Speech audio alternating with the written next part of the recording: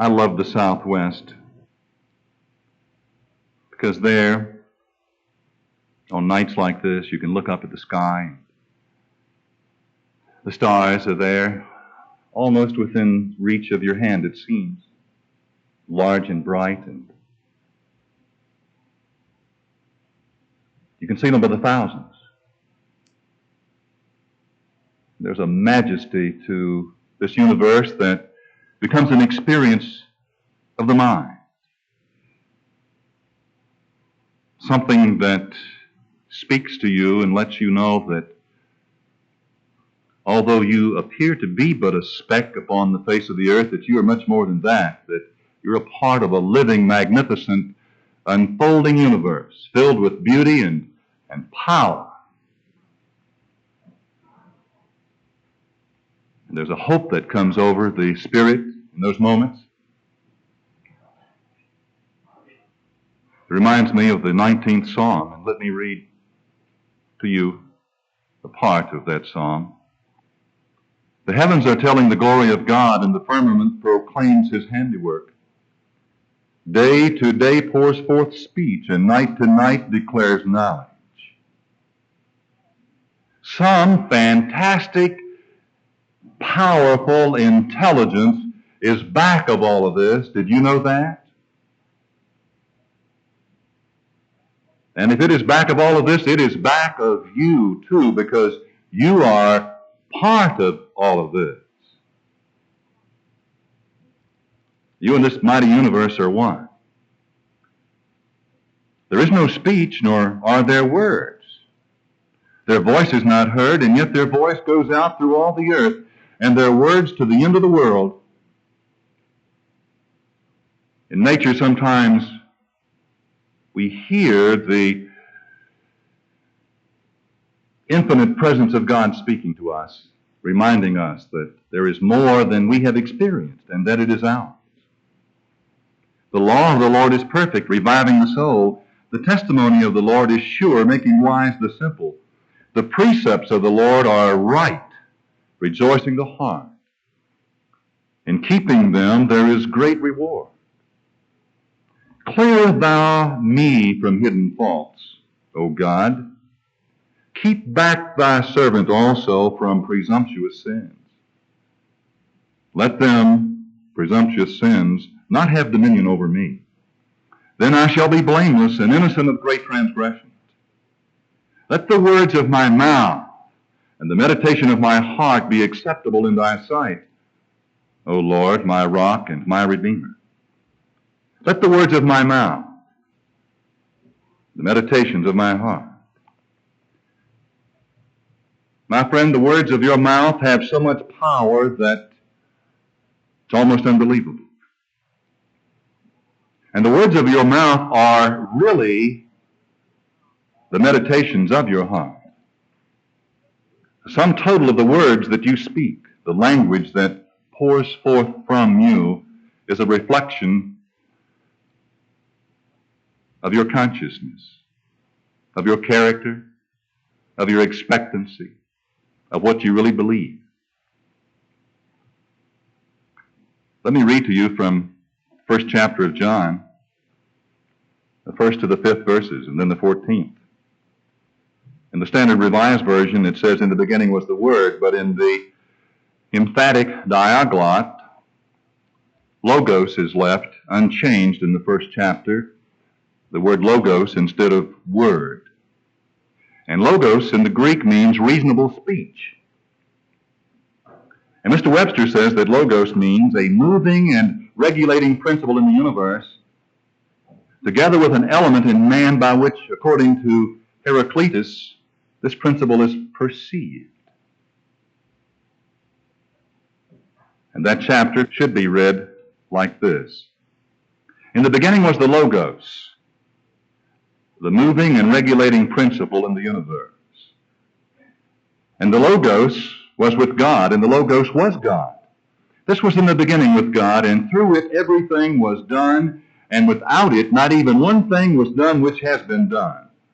In it was life, and the life was the light of men. In the beginning was the Word, or the Logos. And that was not only true in the formation of this magnificent universe, this controlling and regulating creative principle of the mind, but it is equally true for you because you are an individualized expression of that infinite creative principle. You are the infinite brought down to the finite. And what's true for the infinite is also true for the finite. What's true for the parent is true for the child. And you're the child, and you must function from the same principles that control the larger universe. You are a microcosm.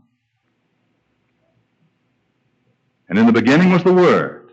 In the beginning of every new experience in your life is the word that you speak. The word that you speak has great power.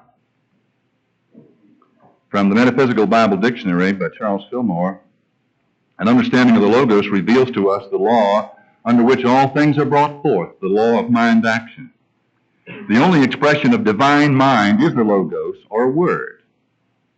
And Jesus said, let your communication or your word be yea, yea, or nay, nay.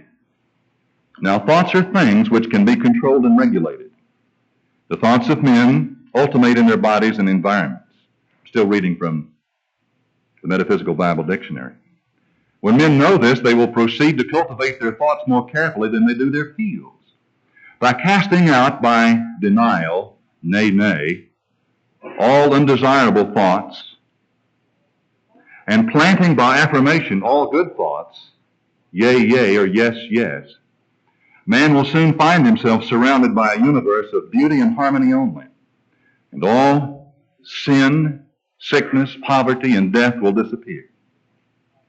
And it was at this point that I suggested that you use the chapter in Lessons in Truth by Emily Cady, the chapter on denial and affirmation, to get a deeper understanding of denials and of affirmations. The person that will learn to speak the word will experience a prosperity that will transcend their experience and their imagination. Now, what is this word or mantra? And mantra from the Sanskrit means speech or hymn or incantation. Let's go back to the 3rd chapter of Exodus, in the 13th verse. Then Moses said to God, if I come to the people of Israel, and remember that he was talking about the Israelites who were held in bondage in Egypt. Remember that story? And the bondage in Egypt represented those people who were in bondage to their lower, negative, human, or sensual natures. Now let me ask you, is there anyone here tonight that has been in bondage? Could it be possible that we are the Israelites, metaphysically speaking, and that we have been in bondage to a certain kind of thinking that would not let us go, would not turn us loose, would not let us experience our good, that we were captive?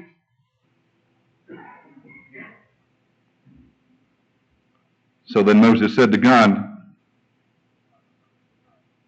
if I come to the people of Israel and say to them, the God of your fathers has sent me to you, and they ask me, what is his name? What shall I tell them? And God said to Moses, I am who I am. And he said, say this to the people of Israel.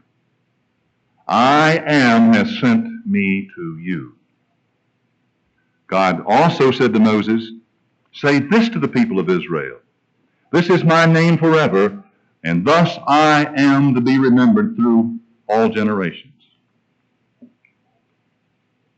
This is my name. This is my nature. Have you noticed in your life that anything you've ever said I am to becomes your experience? Does that seem strange or coincidental to you? That is the name of the nature of God that has been planted in you. That is the mantra or the word. That's the most powerful word in the universe. And you are constantly saying, I am to something all day long, every day, you are saying, I am this and I am that, or I am not, which is another way of saying, I am. We are constantly affirming what we are, but most often we are affirming what we are not, which is nevertheless an affirmation.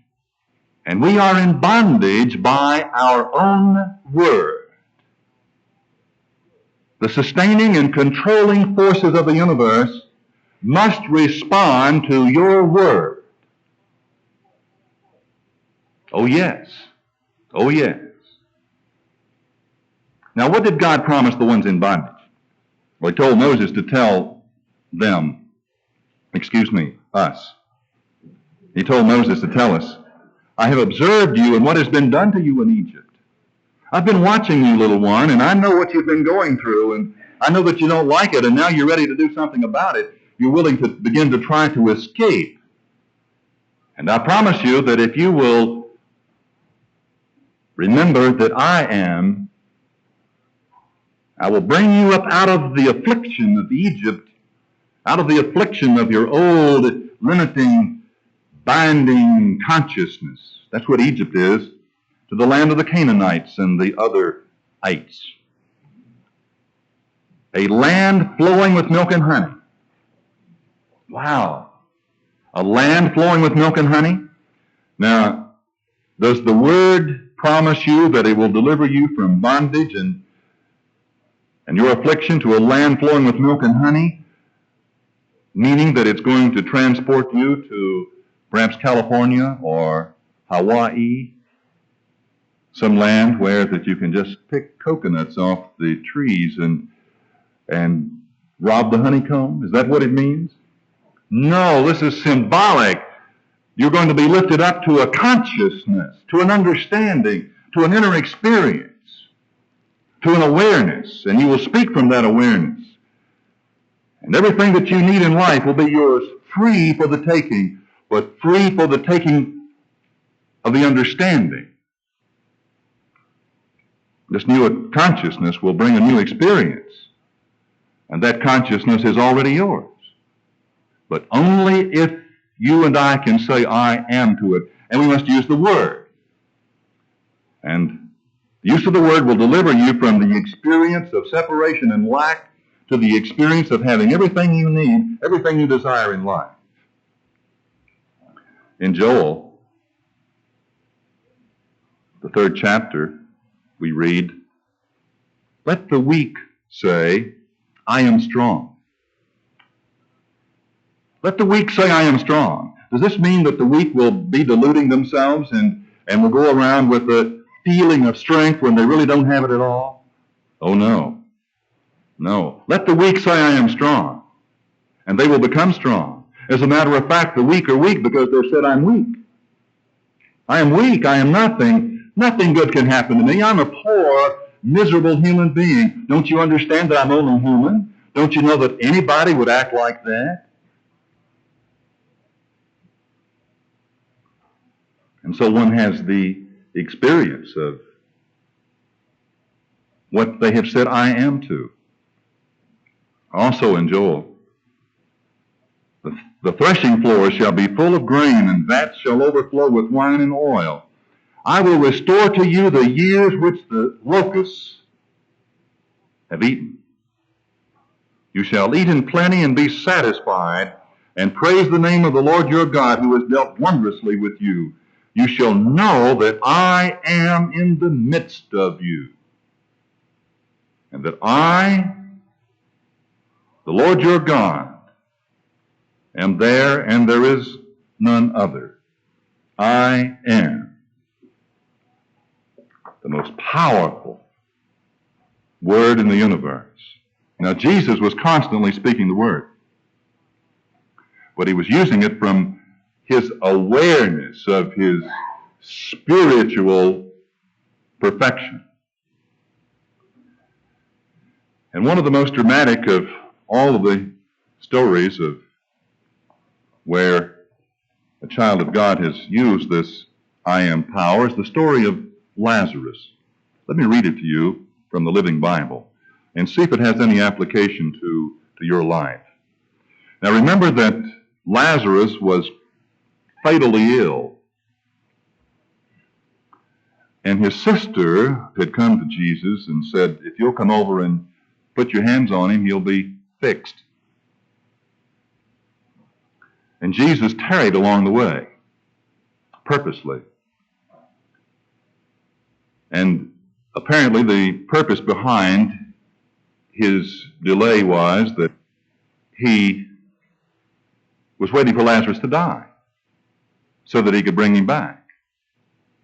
And after he was dead, he still delayed for a special reason, because he knew that if he got there before the third day, there was a tradition at that time that they waited until after the third day before they buried a person, because they did not wish to bury anyone alive. They waited until they began to, there's no better, nicer way to say it, stink. And then they buried them. There was no embalming in those days, you know, and that was a tropical country. And they knew that they were not coming back to life. And so as he arrived, some said, this fellow healed a blind man. Why couldn't he keep Lazarus from dying? Roll the stone aside, Jesus told them. But Martha, the dead man's sister, said, by now the smell will be terrible, for he has been dead 4 days. Jesus asked her, but didn't I tell you that you will see a wonderful miracle from God if you believe? And so they rolled the stone aside, and then Jesus looked up to heaven, and that's not up toward the sky. He went into his spiritual understanding or consciousness and spoke from it. And he said, Father, thank you for hearing me. Thank you for hearing me. He didn't say, I hope you hear me. He said, thank you for hearing me. But he said, you always hear me, of course. And I said it because all of these people standing here need to believe that you have sent me. Then he shouted, Lazarus, come out! Exclamation point. Lazarus, come out! Now, do you think he said Lazarus? I hope you...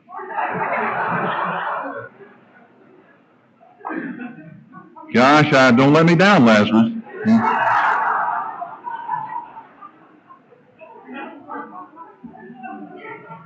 He spoke the word. He said, Lazarus, come out. And Lazarus came, bound up in the grave cloth, his face muffled in a head swathe, and Jesus told them, unwrap him and let him go. And he went. Do you think he spoke the word? Do you think he spoke it with power and with conviction? At an earlier time, it was said of him, he spoke to them as one having authority. Now let me ask you, how do you speak? As one having authority? Have you been listening to your words, to your language? Have you been listening to the tone of your voice?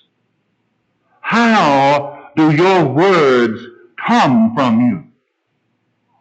Do you speak as a child of God who is speaking directly to your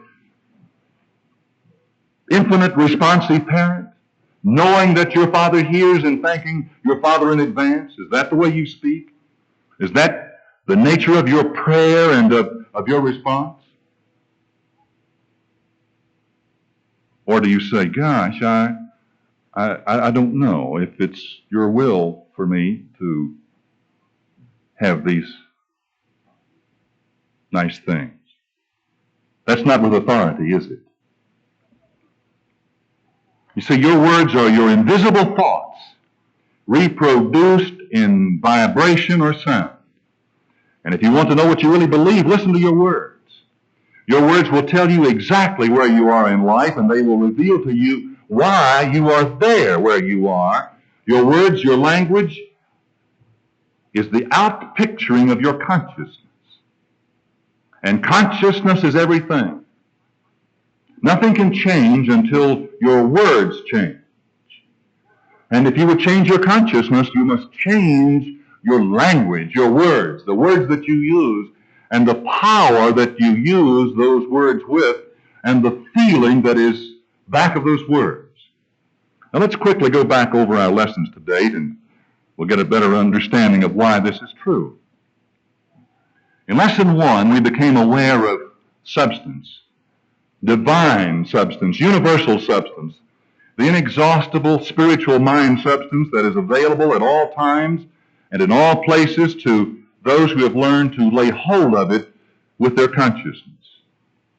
And this substance responds to what you believe into it. What you say, I am to, it becomes. Remember in that first class we began to believe and to say, I am prosperity. Remember? Not going to be, but I am. I am prosperity. I am prosperity. We spoke the word. And we began to deny anything that was unlike that word. Let me give you an example of speaking of the word that you can see as you leave the sanctuary. About 2 months ago, just after our hallway at the lower level was carpeted and the paneling was put in, I walked in one Saturday morning and opened my secretary's office door, and as I opened the door about this far, I looked on the floor, and there just inside the door the janitor had set the old crockery-type ash trays that used to be on the floor with sand in them that spilled out all over the place. And I took one look at those ashtrays, if you could call them that, and said, out loud, I heard myself saying, those ashtrays will never be placed on our carpet. And it startled me. I spoke with such conviction. It was like I was angry with the ashtrays, and I really wasn't. And as I stood looking down the hallway, the thought came to me, now should the new ashtrays that we get be the chromium type that you see at elevator entrances? You know, you step on an elevator and you have an ashtray there to put your cigarette out because it's against the law to enter an elevator smoking. Or should they be the long cylinders that are still chromium that come up from the floor? And I thought to myself, well, the answer will come. I wonder where we can get that kind of ashtray.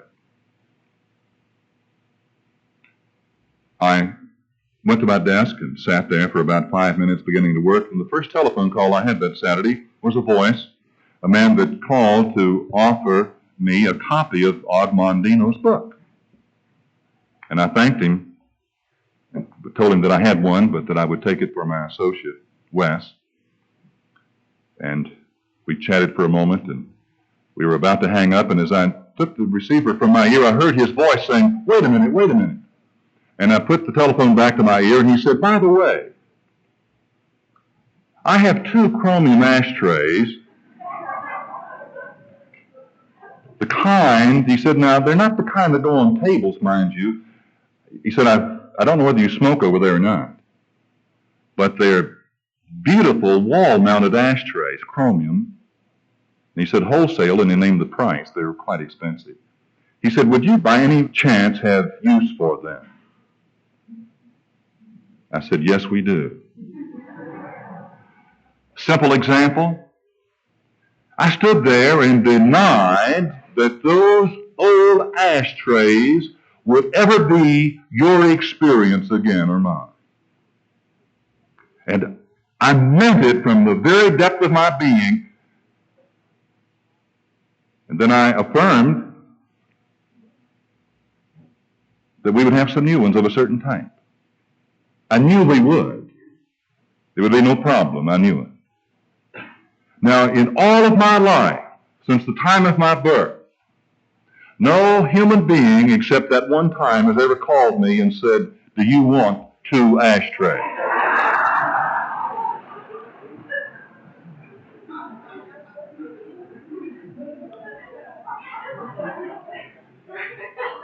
Look at them, if you will. They are the perfect example of the word being spoken. Anytime you speak the word, that thing will appear. Whether it is a good thing or a bad thing, it matters not. This concludes Side A. Now, please fast forward to the end and turn the cassette over for the continuation of Prosperity Principles That Work.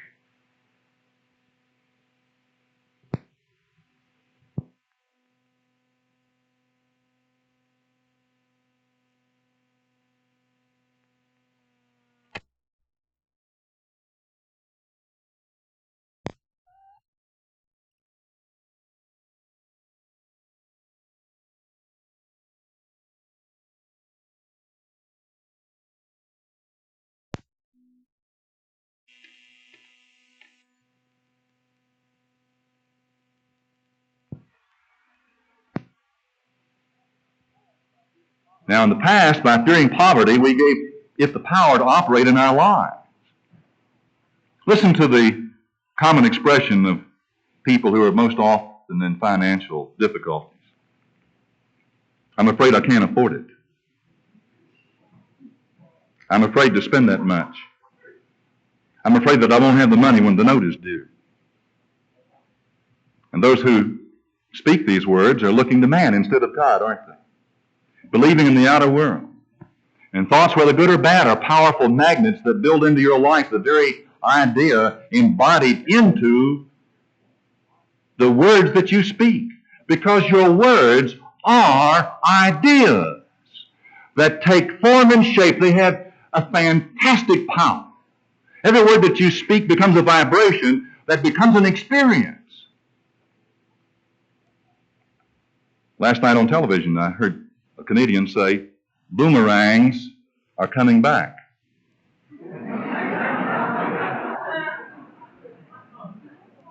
Boomerangs are coming back. Your words are boomerangs. Did you know that? Every word you speak comes back to you. Now listen to what you've been saying. Hear what you've been saying today. It's coming back. It's going to come back. Do you like that? Good. Good.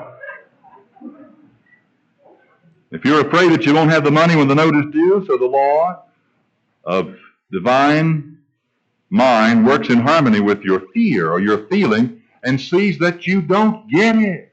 It does not want to disappoint you. Now, did the delay come through the power or through your application of that power? Well, of course, it came through you. In lesson number 2, we learned more about the laws of the mind concerning the use of this universal responsive mind substance. And we became aware that poverty is a disease. In lesson 3, we discovered the power of a made-up mind. A decision is worth 1,000 opinions, remember? In lesson 4, we learned to awaken our intuitive faculty of wisdom and discrimination. And we discovered the power of a mastermind group and how to form one. And in that lesson, we formed a partnership, a prosperity partnership with God. In lesson 5, we rediscovered for ourselves that the law of love governs prosperity and supply. That we can only be as prosperous as we are loving. Now, this means more than just being nice to your friends. We can only be as prosperous as we are loving of life. And this past week, our assignment has been to turn up the volume on our love button, to get that loving vibration going, the loving of our lives and the enjoyment of our lives. And I know that so many of you have been working, and it's been happening to you.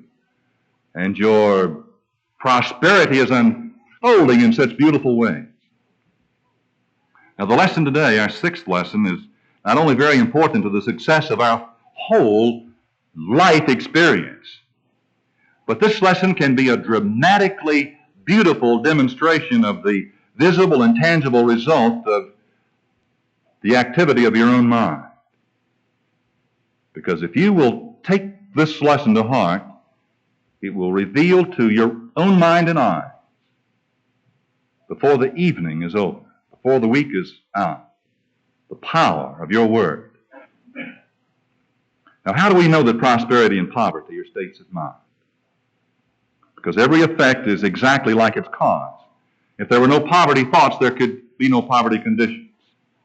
To have an outer condition, we must first have an inner concept. Are we agreed that as a person thinketh in his heart on the inside, so he is on the outside. And that's the law, and that's why the poor person, the person with a poor experience, that's what a poor man is. A poor man is a person with a poor experience. They don't like their experience. And that person must turn out of his mind all the depressing and limiting thoughts that hold him in a state of depression. He must not only eliminate these troublesome thoughts and beliefs, but he must learn how to keep them out of himself. Now let's think of the things that must be turned out of our lives before our reception of the good is perfected. What are some of these things? Well, they're the small thoughts. They're the thoughts of the little me, the fears, the taboos, the failures, the disappointments, the inhibitions and superstitions, the uncertainties and doubts and despairs and forebodings. They're the hurts and the insults, the injuries, the criticisms, the self-pityings, the self-condemnations, the remembered wrongs of the past. Those old wrongs that keep vibrating down deep inside us. And we speak the word even though we suffer silently. Have you ever been a silent sufferer? Someone told me this week that they were a very nice person. They just went off into their room and closed the door and suffered. That's a very bad word to be around if you've had that experience in your life. Now, there is a very powerful way of turning out these mental negatives, and it is by vocal renunciation or by talking them out of ourselves. If you'll stop and think about it, you have talked yourself into each one of these states of mind. Every negative thing that exists in you is only there because you have talked yourself into it. Is that not correct? And when you vocally renounce the negative factors in your life, and we must do that, it's a good idea to stand before the mirror when you're alone and can talk aloud to that image that you see reflected there, and begin this process of talking yourself out of the negatives that you have seen. There's some metaphysicians that think this is not the way to do it, that you can turn away from what exists in the deeper part of the subconscious mind. It cannot be done. We must speak out every captive belief that has held us in bondage and put into words the superficial and immaterial and unwholesome beliefs that clutter your life, to put them into words so that you can talk yourself out of them. Because words are the capsules of ideas. And we want to break up these old inhibitions and false economies and hatreds and jealousies and doubts and discouragements, disappointments, inferiorities and failures, the strangling attitudes, the frugal practices, because we want to free ourselves by facing the pinch penny thoughts and the narrow vision and the cramped outlook that has created our poverty-stricken environment. How did you like that? Sound negative? Well, it really isn't. To begin to get it out and recognize these paralyzing and shriveling, constricting thoughts and emotions, and then to speak them out of your life and to declare them null and void, to get rid of every idea of cheapness, like cheap clothes or cheap furniture or cheap food or cheap environment or cheap relationships, and to begin to see and speak yourself living prosperously as God intended you to live. And to recognize the emotional depressions and repressions and see them for what they are and verbally reject these as false beliefs. Speak the word until you're free. Now, it makes no difference how much a person knows about metaphysics or how many affirmations you may have memorized. You will continue to suffer until you tune out the mental causes of your suffering. Jesus said, be not overcome with evil, but overcome evil with good. So our assignment this week is to turn out all failure thoughts from our minds.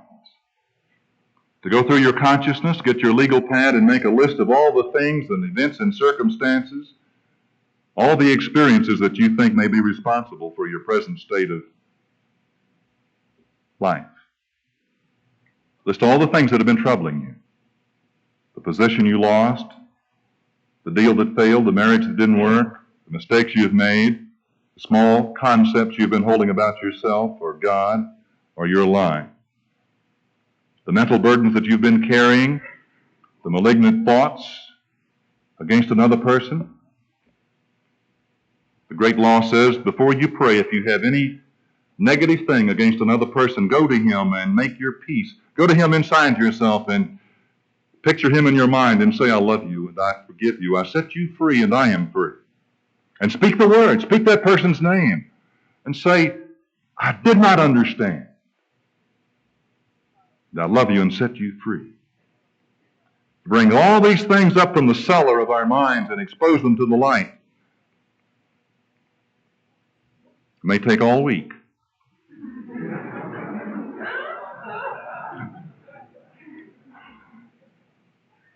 To get that rubbish out is going to take longer than cleaning out the garage, I'll tell you. But keep on until you get it all, and keep on until there's no hidden thought or belief that can in any way oppose or neutralize your good. Stop conning yourself. Know what's going on there and begin to speak to it and say, no, you cannot exist in me because I'm a child of God. And if you've been in the habit of discussing financial difficulties, hard times, economic disaster, or depressions, or it's not working, nothing works for me, if this has been your conversation with your family or friends, then put that practice down right now and resolve that you will never do it again. And remember that in your mastermind group, this is a no-no. You're not there to discuss the negatives other than to tell your mastermind group that you've discovered what a negative person you've been and that you're doing something about it. No wonder it's been the way it is, you can say. But now it's different with me. And resolve that you will never think or discuss limitation in any form. And if there are others around you that persist in discussing these things, then resolve that you will not listen to them. You will no longer let them be a part of your life. And if you're one of those people that is in the habit of bemoaning the good old days, these are the good old days. This is the day that God hath made, and we will rejoice and be glad in it and speak the word of gladness. So prepare your mind for the reception of good by first turning out the evil, the negatives. And make your statement before the mirror just as though you were talking face to face with God. How would you talk if you were talking to God? Well, you are. If you believe you are, you are. And keep talking until you've uncovered and phrased and put into the phrasing of your own language every disturbing thing in your life, and let the words flow until all the negation is poured out. And you can begin your heart-to-heart talks by saying such things as this: I now demolish all the discordant and untrue records in my subconscious mind. I cancel them. I deny them power over me. I correct every error, every mistake that I have programmed into myself over all the years of this life. And, oh God, I appeal to your infinite spirit to open my mouth and deliver me of all the old, burdensome ideas and emotions that have weighted me down these long years. And keep up these heart-to-heart talks with yourself. Talk to yourself. Gosh, for years I'd go around talking to myself. Still do. It works. 22 years ago, I bought just happened to think of this, a tape recorder when they were reel-to-reel, and they were ancient compared to what we now have. And I spent more money than I had to buy it, so that I could put on tape the word that I wanted to hear. And I would play that tape again and again and again and go to sleep by it and awaken to it. And I played my word until I believed it. And when I believed it, it began to be my experience. Because I realized that the word I had spoken over all the years of my life was so negative that no wonder my life was the way it was. Now, these thoughts are bound to return, but you're not bound to accept them. You can reverse them and expel them as easily as you would shake the dust off of your shoes when these negatives begin to come back. Were you fully aware of the marvelous power of your own words? Did you know that what you spoke into life, the vibrations that come from your tongue, manifest as experiences? Did you know that? Did you know that your thought is your word and that your word is honored by the creative intelligence that sustains this universe? In the book of Proverbs, a word fitly spoken is like apples of gold and pictures of silver. And pleasant words are as a honeycomb, sweet to the soul and health to the bones. Pleasant words. Are your words sweet to the ear? Do you like what you hear yourself say? And yet when you speak with the sweetness of this loving feeling that's unfolding in your life, do you still speak with conviction and with power, with one who knows the higher authority from which you come? Or do you still say, I can't get ahead, it's impossible? I'm too old now. What chance have I to be rich? Mary can, but I can't. I have no money, I can't afford this. I've tried, but it's no use. I've tried. That's the biggest lie that we ever told ourselves, I've tried. We haven't tried. We'll never stop trying. We will never stop trying. We will never stop coming from this power center of ourselves. This week, our assignment is to let our words lift us up and inspire us, believing that what you decree in words will actually come to pass, that all the words that you speak, the statements that you're making this week, will come to pass. Are you believing that? Getting a deeper understanding of the magnificence of your spiritual nature? And the responsibility that you have to monitor your mind and to speak only those words and ideas that are what you want your life to exemplify? Do you know now that the words you speak will be pleasant to the bones, that will actually begin to heal your body right down to the marrow of your bones? Which means that your speech must exalt you and thrill you and make you happy. This week I want you to say things, to hear yourself saying things that you have never said before, so that you'll be thrilled and exalted and lifted up by the sound of your own voice. How many of us have stood by waiting for someone to come to us and say nice things to us so that we would be happy? Someone that would come and pat us on the back and make us feel good. My friend, I've got news for you. That person has come. You are the one. You were always the one you were waiting for. It is only your word that can ultimately make you happy. Because your word is the authority that determines the nature and the course of your life. Solomon said the tongue of the wise is health, and death and life are in the power of the tongue. And your word, when spoken with authority, represents the armory of your mind. Thoughts are things, and your words come to pass. And this week, let your words be full of spirit, meaning feeling, joy, love, expectancy, excitement, and pour into them your whole life, the beauty of your life. And you will experience the result in forms and functions that are equally full of beauty. Let your words be of the kind that say, my words heal and quicken and vitalize and prosper. Do you believe that your words heal?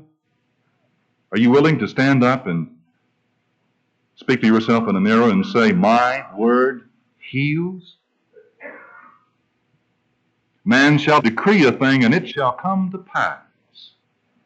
In other words, your word becomes flesh or takes form in your outer world, because your words are the mental equivalent which produce their image and likeness in your experience.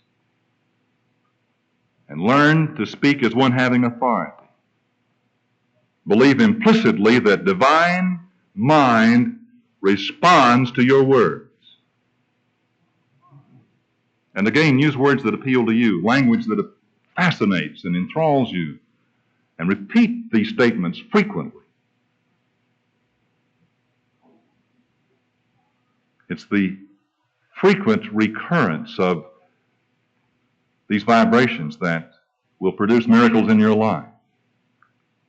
And let your words flow from the standpoint of a deep conviction that God is responding to every word that you speak.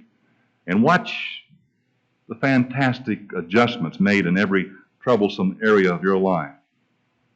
Rudyard Kipling said that words are the most powerful drug used by mankind. Your thought and your feeling is your word. And your word can heal not only yourself but others. So this week, think of the presence of God and speak to Him. And you will rise in consciousness. And according to your rise in consciousness, so will your demonstration be. So will your prosperity be. If someone this week speaks harshly or unkindly to you, don't take it personally. That's their word, not yours. That's their word. And your word is a silent or verbal response. I love you. I behold the beauty of you. This week, all week long, O God, the words of my mouth and the meditations of my heart will be acceptable in your sight. And I will be redeemed and restored by them. So it is. Thank you, Father. This concludes the lesson on tape number 6. Now proceed to tape number 7 for the continuation of Prosperity Principles That Work.